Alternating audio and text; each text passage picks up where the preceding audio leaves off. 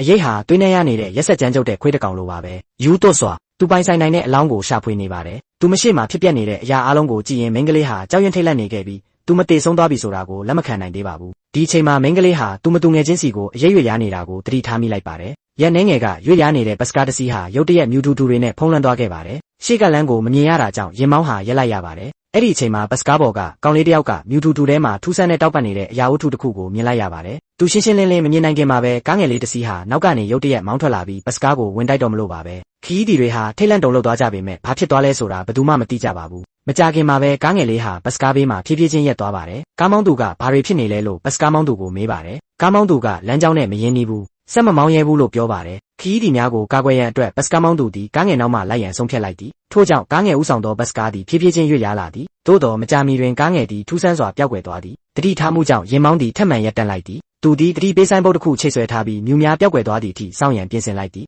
သို့တော်ရင်မောင်းစင်းသည်နှင့်အဝေးမှထူးဆန်းသောအနီရောင်လင်းနှန်းတစ်ခုကိုရုတ်တရက်